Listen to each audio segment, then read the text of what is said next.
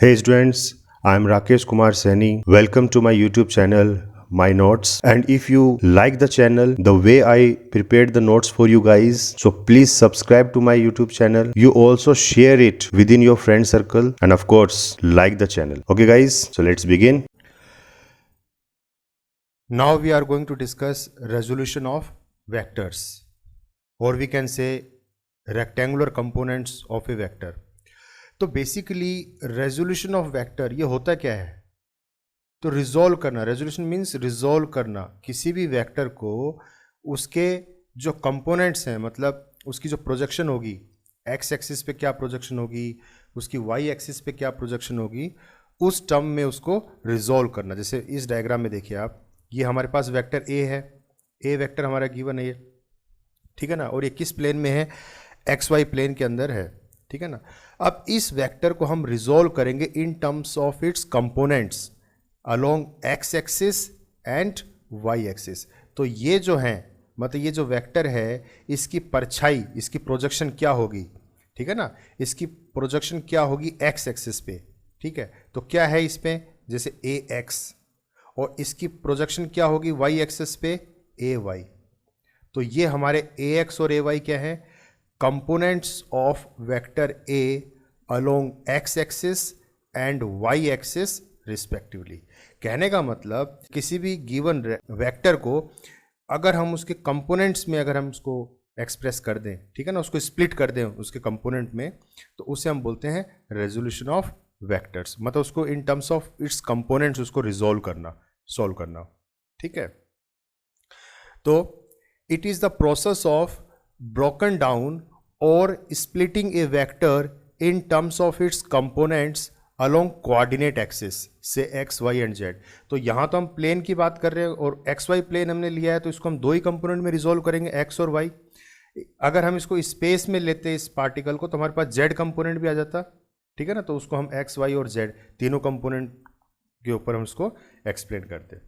तो यही होता है रिजोल्व करना, मतलब इस वेक्टर की प्रोजेक्शन क्या होगी x के अलोंग और इसकी प्रोजेक्शन क्या होगी y के along.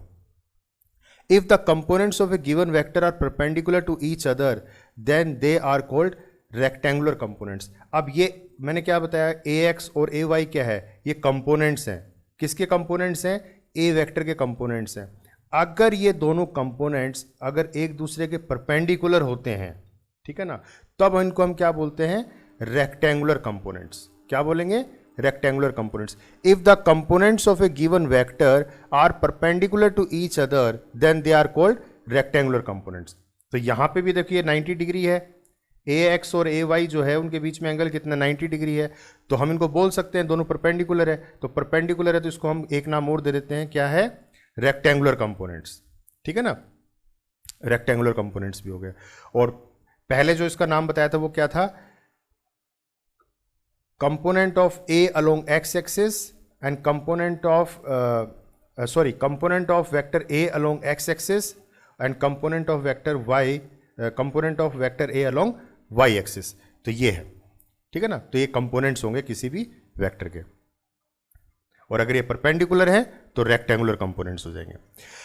Consider a vector A in a plane x y. तो एक कोई एक्स वाई प्लेन के अंदर हमने एक वेक्टर ले लिया ए, ठीक है ना, और ये कितनी डिग्री इंक्लाइंड है एक्स एक्सिस के साथ। तो देखिए जो भी वेक्टर होता है उसकी डायरेक्शन हमें कौन बताता है? थीटा एंगल उसकी डायरेक्शन बताएगा। लेकिन जो थीटा एंगल होता है वो हमेशा एक्स एक्सिस के अलोंग होता है, ठीक है ना। एक्स एक्सिस से हम उसका एंगल देखते हैं कि एक्स एक्सिस के अलोंग वो कितना डिग्री इंक्लाइंड हो रखा है, और उससे हमें उसकी डायरेक्शन पता चलती है। तो consider a vector A in X Y plane inclined at an angle theta with X axis. तो ग्राफिकली शो कर रखा है। अब देखिए किसी भी वेक्टर को in terms of its components हम इस तरीके से लिख सकते हैं, जैसे A vector can be written as A X I plus A Y J. तो applying triangle of vectors, triangle O P N, इस ट्राइंगल की अगर हम बात करें तो ए को हम इस तरीके से रिप्रेजेंट कर सकते हैं, where i cap and j cap are unit vectors along x and y axis. और यूनिट वेक्टर्स क्या होते हैं ये आपको मैं बता चुका हूँ। ये हमें सिर्फ और सिर्फ क्या शो करते हैं? डायरेक्शन शो करते हैं। तो आई है, इसका मतलब ये क्या शो कर रहा है, आई कैप क्या शो कर रहा है, the direction of A x along x axis, और जे कैप क्या शो कर रहा है, the direction of y component of vector along y axis.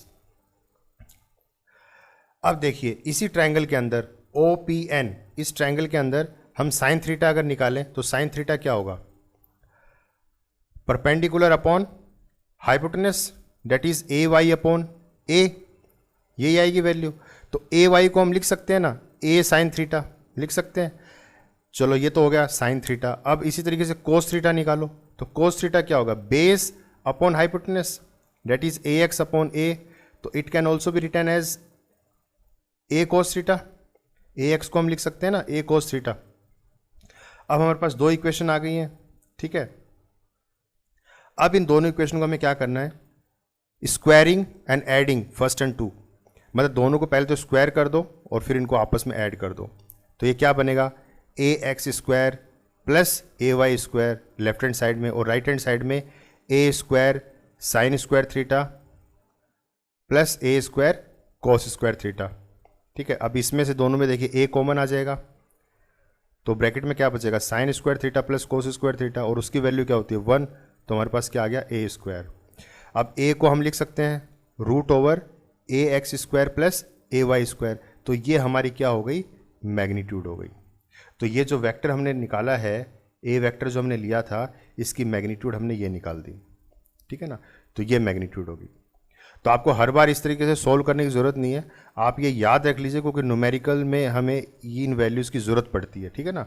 तो किसी भी वेक्टर को अगर उसके कंपोनेंट्स जो हैं आपस में परपेंडिकुलर हैं, यानी कि रेक्टेंगुलर कंपोनेंट्स हैं, तो हम डायरेक्टली ये फॉर्मूला अप्लाई कर सकते हैं उसके लिए, ठीक है। तो A वेक्टर को हम कैसे लिखेंगे, उसकी magnitude root over AX square plus AY square. तो यहाँ पे A जो है ये बोल्ड में है, ठीक है ना, ये मैग्नीट्यूड शो कर रहा है। या फिर हम इस तरीके से भी लिख सकते हैं, तो ये भी हमें क्या शो करता है, मैग्नीट्यूड शो करता है।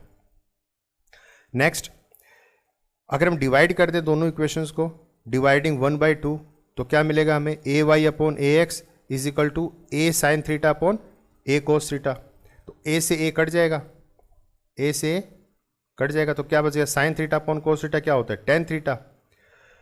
तो टेन थीटा कितना हो गया, AY upon AX, so theta will be tan inverse AY upon AX।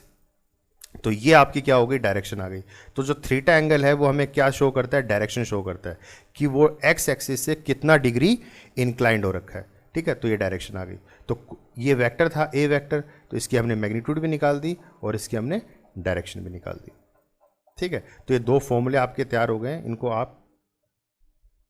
हम आगे इनको डायरेक्टली यूज करेंगे, ठीक है ना।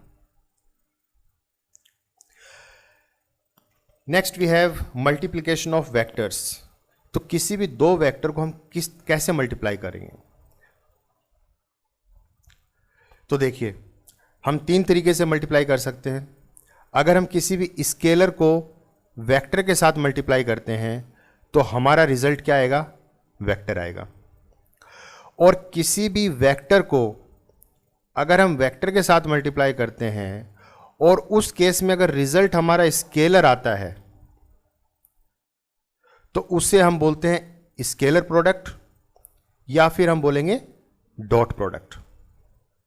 इसी तरीके से अगर हम वेक्टर और वेक्टर को मल्टीप्लाई करें और जो हमारी आउटपुट है वो कोई वेक्टर ही आए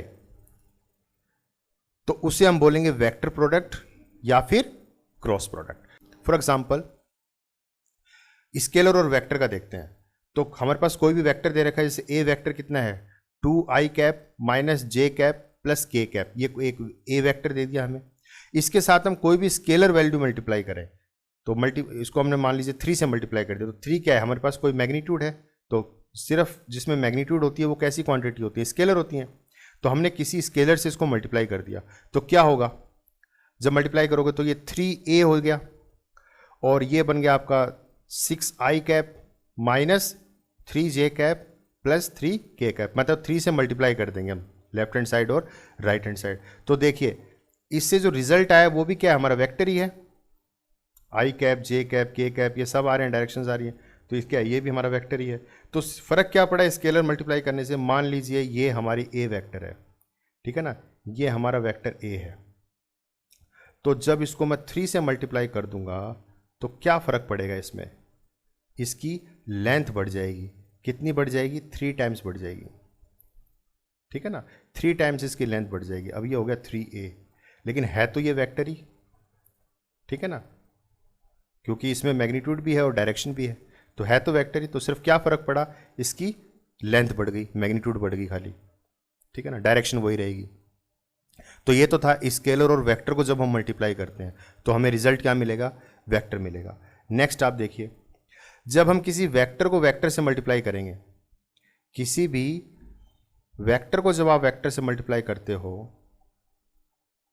तो उस केस में हमें क्या मिलेगा? अगर हम डॉट प्रोडक्ट करते हैं उसके बीच में तो हमें क्या मिलेगा? स्केलर। तो जैसे 2 वेक्टर ले लीजिए, ए वेक्टर हमने ले लिया और एक हमने बी वेक्टर ले लिया। अब दोनों के बीच में हम क्या करें? Dot product. देखिए डॉट प्रोडक्ट को हम इस तरीके से डॉट से शो करते हैं, डॉट लगाते हैं बीच में। तो ए वेक्टर डॉट बी वेक्टर, दोनों को हमने डॉट प्रोडक्ट किया और इससे हमें आउटपुट क्या मिल रही है? सी मिल रही है। तो इससे जो हमें सी आउटपुट मिलेगी वो कैसा मिलेगा? हमें स्केलर क्वांटिटी मिलेगी, ठीक है ना। इसके ऊपर हमने देखो कैप नहीं लगाई, वो वेक्टर साइन नहीं लगाया। क्यों? क्योंकि ये जो वैल्यू आ रही है सी, ये हमारी कैसी है? स्केलर है, ठीक है ना। इसी तरीके से अगर हम वेक्टर वेक्टर से मल्टीप्लाई करते हैं, क्रॉस प्रोडक्ट करते हैं, तो उस केस में हमें क्या मिलेगा? वेक्टर मिलेगा। जैसे 2 वेक्टर ले लिए ए और बी, अब हम क्रॉस मल्टीप्लाई करेंगे तो क्रॉस मल्टीप्लाई को हम इस तरीके से, ये सिंबल होता है क्रॉस मल्टीप्लाई का, ठीक है ना, डॉट का ये सिंबल होता है डॉट से, और क्रॉस को हम इस तरीके से क्रॉस करते हैं।